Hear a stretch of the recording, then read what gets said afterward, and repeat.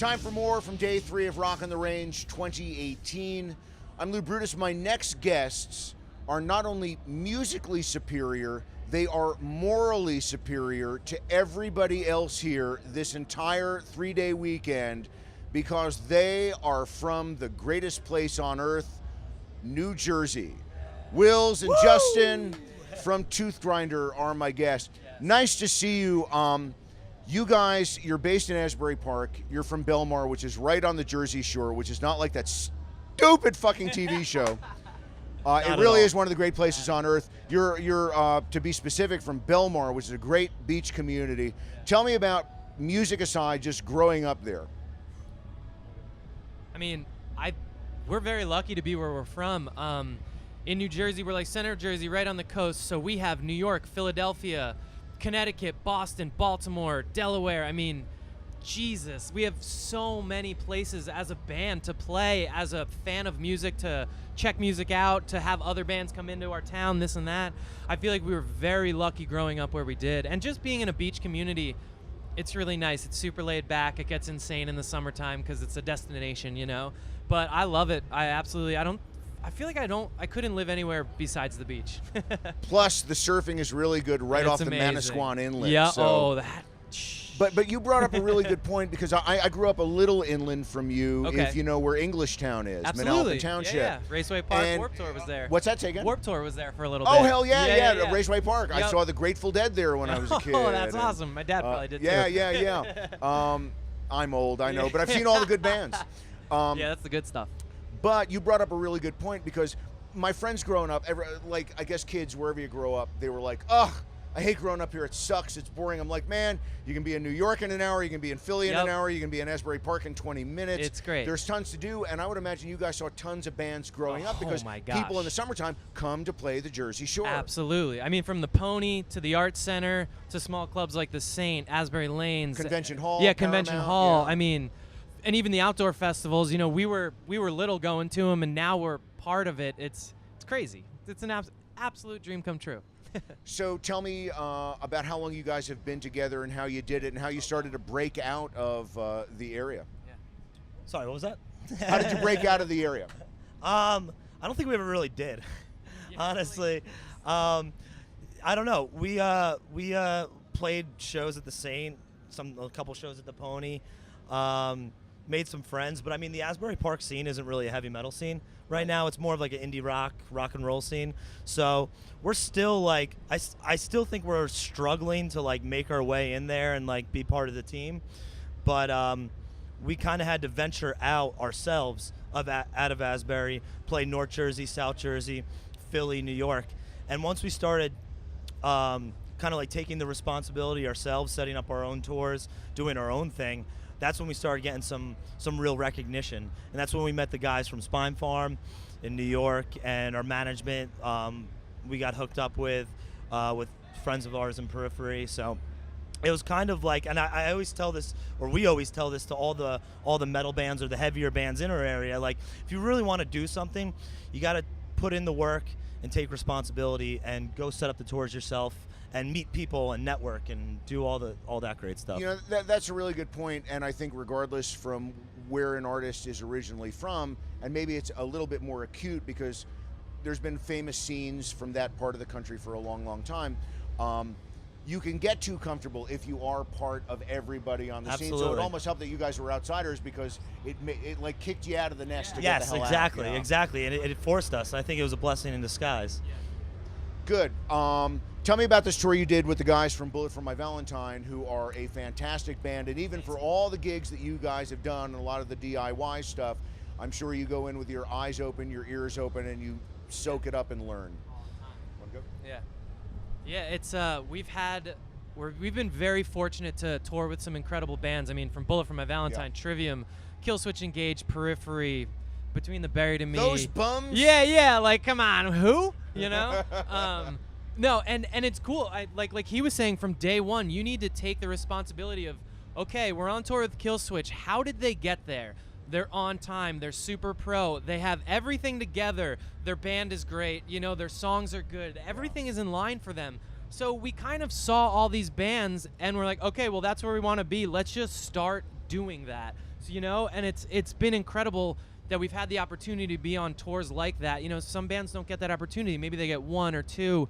Ours have been so many that it's like we don't have an excuse not to be pro. You know what I mean? Like we've been shown by all these incredible bands and crew members how it works and how it goes, and it's been really helpful. And I think it's great that we're all open-minded and we do want to learn every day. Like, because you got to remember, there's always someone who's just as hungry right behind you, ready to take your spot. So if you keep up on everything and you stay sharp, that's going to maintain your spot and you're going to continue to grow. It's a fairly common question, and I've certainly asked it of people here this weekend, but what makes a good bandmate? Because often you can get the greatest musician in the world to play with, but they're an asshole to go on the road Oh my God, with. they're the worst. I mean, it's crazy. Being a band, and this is what I tell most people who ask about being in a band, it is such a team effort. Like, yeah, you might have the one guy that talks to the label, the one guy that does the management, the one guy that does interviews, whatever, but like, especially being a small band, we're still a new band. We don't have crew. So it's like we're loading the gear, we're sound checking, we're setting up, we're running over here and doing the interviews, and we're running over and doing the signings, and then running back and playing, and then as soon as we're done playing, loading the gear off, breaking it down, trying to eat food in between, and then being like staying up, everyone's partying. Well, one guy's not because we have to drive, and it's like you need to remember you have to put in all that work or you're never going to get anywhere. You have to sacrifice to gain. And I feel like the smartest bands know that and are okay with doing that. There's some days where I want to party, but I can't because everyone else is, and I got to drive, and it's vice versa, and it's like like I said, you have to put in that work to gain. And I think we've been very smart about that, and I think it's brought us in a short amount of time to a really wonderful place, and we're so happy to be here. So what you're saying is this is really easy. Yeah, it's so simple.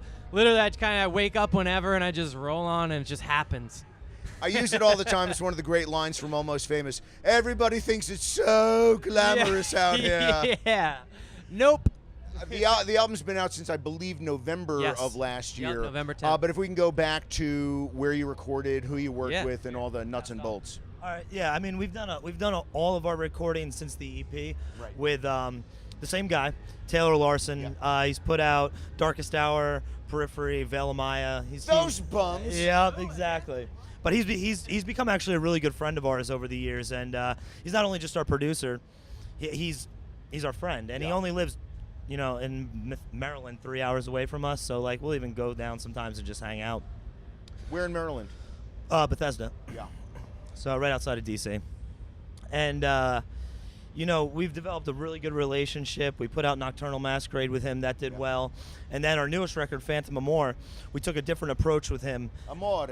Yes, exactly. Phantom Amore. But we were in our practice space for 6 months, writing songs, jamming out different riffs and, what have you. And we went down there with about like 20 songs. Decided, we all had kind of like a powwow in the beginning. We decided we're going to scrap 75% of those, and we're going to write a lot of the songs in the studio and just take it a whole entire different approach. And I think when you listen to the record, you can kind of see that, because a lot of it's like a little more off the cuff and a lot different than anything else we've ever done. So is that hard? Because you know what, I'm sure if you're the person who creates a lyric or a piece of a song or a riff, and you're married to it, and you've been rehearsing it for 6 months, and then suddenly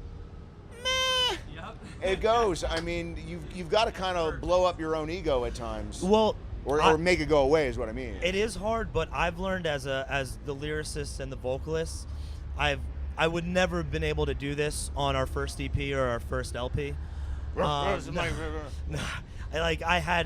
was so nervous those first two things. I was like, everything needs to be this, go in, do it, and that's it. But I started getting a little more confidence with my writing and my ability. So I started realizing when we were writing at home back in Asbury at our practice space that like my best stuff is very off the cuff, and writing the melodies and the rhythms first and then tacking on the lyrics later is how I put out my best work. So I started doing that down there. I had a little a little personal studio in the back of Taylor's studio where I could just sit there all day and write lyrics and figure out melodies. And I started just kind of like freestyling a lot and just jamming and going with the flow and not thinking too much about it. And that's when like I think the best melodies and best rhythms came out. Then we'd go into the studio, I'd have a bunch of lyrics written, and we'd kind of like formulate those lyrics on top of those melodies and those rhythms. And I never really knew that's like, I always kind of did things that way, but then once I started studying other vocalists, I think Corey Taylor, I saw in an interview once, he does the same thing. He writes all his rhythms and melodies first and then tacks on the lyrics. So if you're a singer and you're getting writer's block, try that out. Yeah.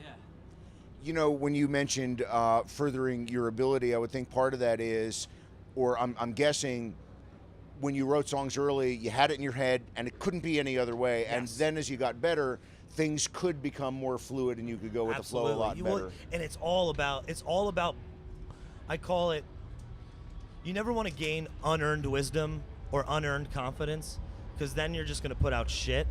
It was a gradual, slow. Everything I do is great. Exactly, exactly. No, it's not.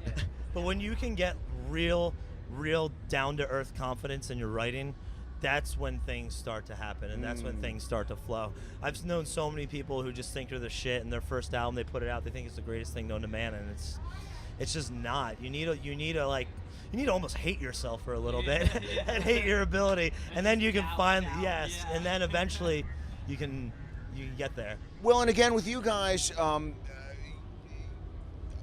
you know, you're new to a lot of people, but you are certainly not a new band, and it's probably good that you had earlier stuff to work on and work out the kinks that, you know, people heard but not everybody heard. Yep. That kind of works to your advantage. So what's the plan from here on out? Well, I think we have a couple tours that we're talking about. It's I'm sure gonna happen. We'll probably go home, practice a couple more of these songs off the new record, maybe do a headlining tour, maybe do the album in itself, which would be kind of fun.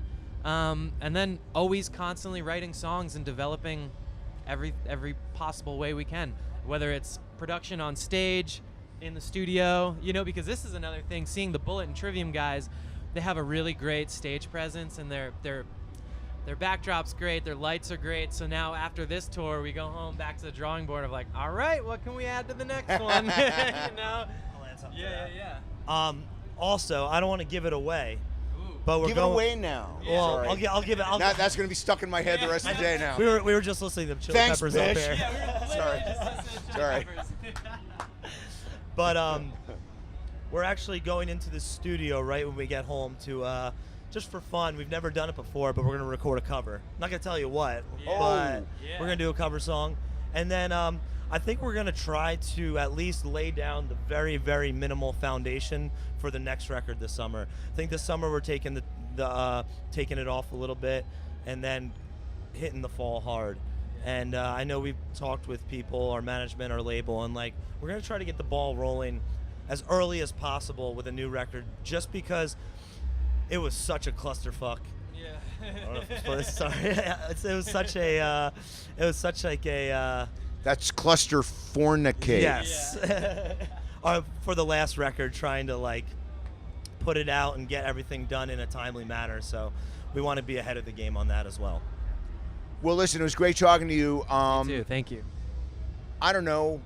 Let's meet at the Silver Ball Museum on Done. the Asbury Boardwalk Done. across We'll from get the Stone milkshakes. Pony. Get milkshakes, Yep. and we'll play classic pinball machines all summer. Done. Don't twist my arm. Those are the best summers I ever had. Agreed. They are Toothgrinder. We are backstage at Rock on the Range 2018. Jersey Shore Strong.